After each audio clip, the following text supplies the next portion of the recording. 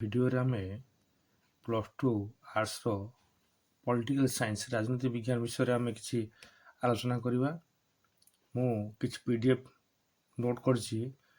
ଯେଉଁ ୟୁନିଟ୍ 2ର ଅଛି ଗଣତାନ୍ତ୍ରିକ ପ୍ରକ୍ରିୟା, ତାର ଗୋଟେ ବିଷୟବସ୍ତୁ କହିଛି ଗଣତାନ୍ତ୍ରିକ ପ୍ରକ୍ରିୟା ମାନେ ଯେପରିକି ଲୋକମାନଙ୍କ ଦ୍ୱାରା ଶାସନ, ଗଣ ମାନେ ଲୋକମାନେ, ତନ୍ତ୍ର ମାନେ ଶାସନ। ତେଣୁ এই ଗଣତାନ୍ତ୍ରିକ ପ୍ରକ୍ରିୟାରେ ଆମେ କେମିତି ସଫଳତା କରିପାରିବା ତା ପାଇଁ କିଛି ଗୋଟେ ରାଜନୈତିକ ଦଳ ଆବଶ୍ୟକ ହୋଇଥାଏ। ସେ ରାଜନୈତିକ ଦଳ ଆମେ ହୁଏତ 3 ଭାଗରେ ବିଭକ୍ତ କରିଥାଉ, ଯେଉଁଟା କୁହାଯାଏ party systems are divided into 3 parts. One is monoparty, second is biparty, and third is multi-party systems. So monoparty means একদলীয় ব্যবস্থা, biparty মানে দ্বিদলীয় ব্যবস্থা এবং multi-party ମାନେ ବହୁଦলীୟ ବ୍ୟବସ୍ଥା।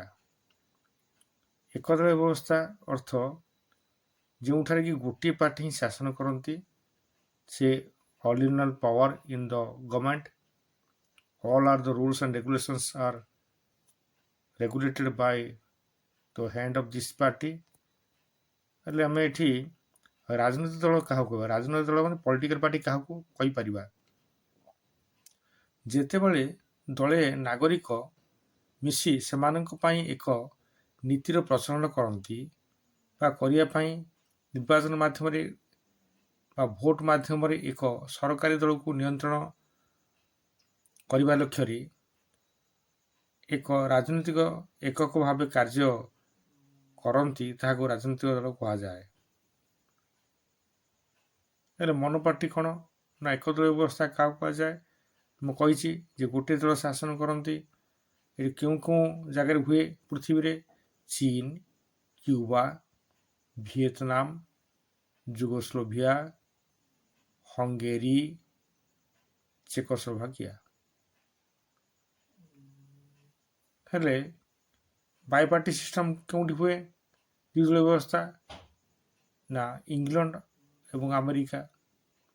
ଇଂଲଣ୍ଡରେ ଶ୍ରମିକ ଓ ଜାଠ ଦଳ ଦୁଇଟା ପାର୍ଟି ହିସାବରେ କାମ କରନ୍ତି।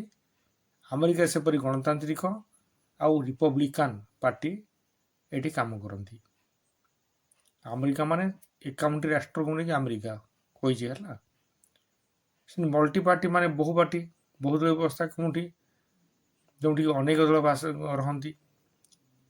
Bharat, France, Italy, Switzerland, Canada ଏବଂ ଅଷ୍ଟ୍ରେଲିଆ।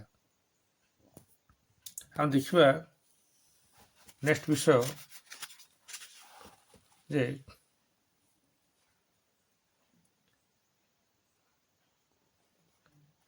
ଏଇ ଯେଉଁ ଆମେ କହିଲେ ରାଜନୈତିକ ଦଳ, ପଲିଟିକାଲ ପାର୍ଟି କ'ଣ ନା ରାଜନୈତିକ ଦଳ ମାନେ ଏକ ନିର୍ଦ୍ଦିଷ୍ଟ ନୀତି ବା ଆଦର୍ଶରେ ବିଶ୍ୱାସ କରନ୍ତି ଓ ଜାତୀୟ ସ୍ୱାର୍ଥ ସାଧନ ପାଇଁ ଚେଷ୍ଟା କରନ୍ତି। ରାଜନୈତିକ ଦଳ ଅର୍ଥ ଯେଉଁମାନେ କି ଦେଶ ପାଇଁ କାର୍ଯ୍ୟ କରନ୍ତି, ରାଜନୀତି କରନ୍ତି, ଶାସନ ନୀତି ତିଆରି କରନ୍ତି। ଏମାନେ କ'ଣ ନା ସାମ୍ବିଧାନିକ ଉପାୟରେ ଅର୍ଥ ଗୋଟେ ସମ୍ବିଧାନ ତିଆରି ହେଇଛି, ଏଠି କିଛି ଲେଖା ହେଇଛି, କିଛି ଆଇନ ବା କିଛି ରୁଲ୍ସ ରେଗୁଲେସନ୍ ଲେଖା ହେଇଛି, ତାକୁ ସମସ୍ତେ ମାନେ ଚଳିପାରିବେ। ତାହେଲେ ଏକଦଳୀୟ ବ୍ୟବସ୍ଥା ମୁଁ ଆଗରୁ କହିଛି ଯେ ଗୋଟେ ଦଳ ବ୍ୟବହାର କରିବେ ବା ଚଳିବେ, ଶାସନ କରାଇବେ। ଏବେ ଏହାର ସୁଗୁଣକୁ ଆମେ ଦେଖିବା। ସୁଗୁଣ ଅର୍ଥ କେଉଁଟା ଭଲ ଗୁଣ ଅଛି? ଜାତୀୟ ଏକତା ସୁଦୃଢ଼ କରେ, ସ୍ଥିର ଓ ସବଳ ସରକାର ପ୍ରତିଷ୍ଠା କରେ, ତାପରେ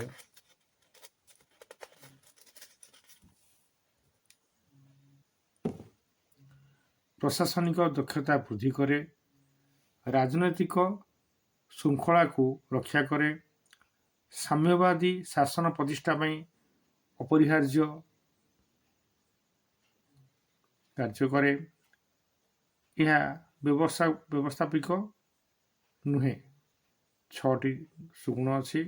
ଦୁର୍ଗୁଣ ଆମେ ଦେଖିବା ସେପଟେ ଦୁର୍ଗୁଣ କ'ଣ ନା ଗଣତନ୍ତ୍ର ବିରୋଧୀ ଅଟେ ଏହା, ଯାହାକି ଅନ୍ୟ ଅର୍ଥରେ ଏକଛତ୍ରବାଦ ଶାସନର ପ୍ରତିଷ୍ଠା କରେ। 2 ଅତ୍ୟାଚାରୀ ଶାସନ ପ୍ରତିଷ୍ଠା କରିଥାଏ। 3 ସର୍ବ ଅଧିକାର ଥାଏ ବା ସର୍ବାଧିକାରୀ ବ୍ୟବସ୍ଥା ଥାଏ। ଦାୟିତ୍ୱହୀନ ଓ ଭ୍ରଷ୍ଟ ସରକାର ରହନ୍ତି ଦଳୀୟ ଜନତାଙ୍କ ପାଇଁ ବା ଏହା ଅତି କ୍ଷତିକାରକ ବା ଯେଉଁ ଦଳୀୟ ନେତାମାନେ ଏଠି ରହନ୍ତି ତାର ପ୍ରାଧାନ୍ୟ ବୃଦ୍ଧି କରିଥାନ୍ତି। ତେବେ ଆଜି ଏକ ଦଳୀୟ ବ୍ୟବସ୍ଥା ବିଷୟରେ ମୁଁ ଆଜି କିଛି କହିଲି। ଅନ୍ୟ ଦିନ ଦ୍ୱିଦଳୀୟ ଆଉ ଗୋଟେ ଯେଉଁ ଅଛି ବହୁ ଦଳୀୟ ବ୍ୟବସ୍ଥା ବିଷୟରେ ମୁଁ କହିବି। ଆଜି ଏହି ଭିଡ଼ିଓଟି ଦେଖନ୍ତୁ, ଆରାମସେ ବସି ପଢ଼ନ୍ତୁ ଏବଂ ପରୀକ୍ଷା ପାଇଁ ପ୍ରିପାରେସନ୍ କରନ୍ତୁ। ଧନ୍ୟବାଦ।